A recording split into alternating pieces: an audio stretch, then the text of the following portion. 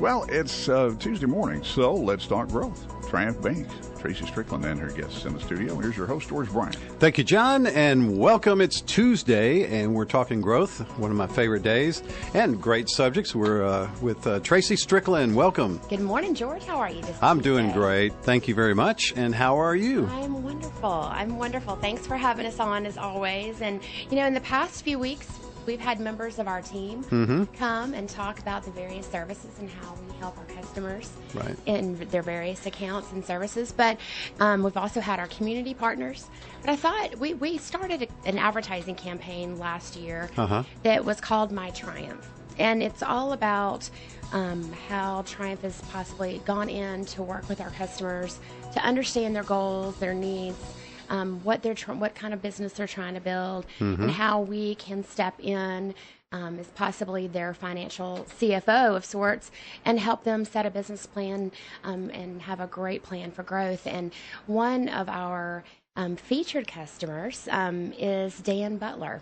He is the co-founder of CrestCore Realty. He and his partner Douglas Skipworth came in last year to help film this video for us. If you go to triumphbank.com, you can click on the My Triumph link, and it features their videos along with some of our other customers' videos. And they had just such a tremendous story, and they've been a long-standing, great customers of the bank, and really wanted to have Dan come in and let your listeners know more about CrestCore. That is so good, and story. I have seen that ad too. So it's really cool. And Dan, welcome to our studios. Yeah, thanks for having me. It's great having you in here, and also to be two great stories we've got to tell. One that kind of touches with Triumph Bank's success at really working personally close with the small businesses in the Mid-South and also with its customers. And so, Dan, first off, tell us about CrestCore Realty. Sure. I think CrestCore is a local investment property management company. We actually have 3 different companies that we operate to help investors all throughout the world, really. We have a brokerage that helps investors find and purchase investment property. We have a maintenance company that helps rehab and maintain those houses. And then we also have the property management company, which is kind of the core of the business to maintain those houses. That's really interesting. Was it your plan or skill set that made it to create those 3 departments? That's funny. Like back when I started, kind of the whole Triumph journey, I was just a buy and hold investor. So I had no plans to create a property management company, investment company, brokerage, all that kind of stuff. It just kind of blossomed from just buying real estate in the local market.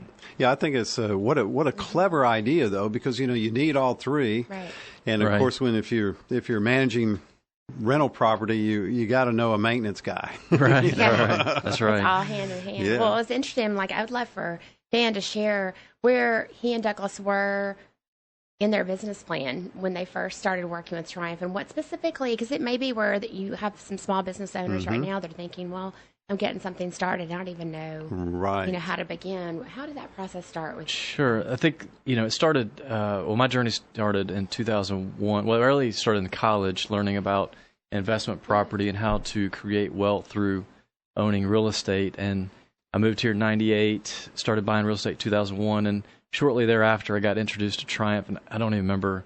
Right at the very beginning, we were founded in 2006. So right after, right when y'all were starting up, I got introduced to you guys, and y'all were focused on growth then and still focused on now. So that's why it's been a great partnership, because we've all grown together. But just, when I started out, I wanted to find a local bank that would know me. Right. Versus, just being a number on a wall, kind of, so to speak.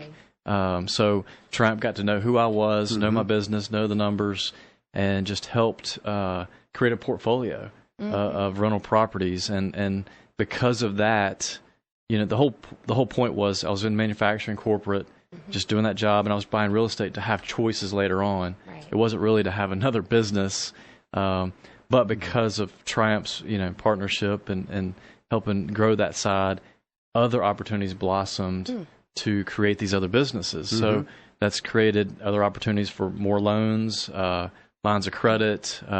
We've referred customers that are, our top customers to you guys. Yes. to help you continue to grow. That people that we trust. So and see, that's kind of how networking and Exactly. working together as a team happens, because you bring other, you're influencing other people, other potential customers, because you're getting great service. Right. It just continues to grow, and I guess that's part of Triumph's success over the last 10 years. Well, as Dan said, I mean, we want to know our customers inside and out. We want to understand, what they're thinking. That is such a hard thing when you're beginning and starting a business and trying to get somebody that really understands you, not just you've got to fit in this particular box. And, sometimes the larger institutions, they just don't perhaps have as personal a touch as some of the community banks. And, we're thankful obviously so thankful that Dan's been with us and Douglas has been with us so long. And it's great to see their path for growth and how successful they are today. One of the great things, that we're going to get into is we talk about it all the time. Triumph Bank does it, is to give back to the community and all that support. Helping Memphis. Giving back to your neighbors. And so you guys, I know Dan, you're real involved, and we're going to take a quick break. When we come back, we're going to put the spotlight a little bit on that. Your help, your outreach. You're listening to Let's Talk Growth with Tracy Strickland on AM 990. 7:51 at AM 990. KWAM is Memphis This Morning. Well, it's Tuesday morning, so let's talk growth. Triumph Bank, Tracy Strickland, and her guests. Here's your host, George Bryant. Thank you, John, and welcome back to our studios. What a great segment every Tuesday. We get to spend a little time with Tracy Strickland, and we're talking growth, Triumph Bank. A great bank, too. I just got to tell you that, they're so local. They're a local community bank. If you're unhappy with your banking situation, you need to reach out today. Call them at 901-333-8800, or you can go to their website. Great website at triumphbank.com. All kinds of great information, and hopefully 4 locations all over the Memphis area. Germantown, Collierville, and Arlington. Yeah. If you go on our website, you can see Dan and Douglas oh, that's right. on his video. That's right. Oh, goodness. But no, it's a great story. And, number one, I think when we wake up as Triumph employees and come to work, we have only one purpose, and that's to serve our customers. I mean, that's what we're here for. Yeah.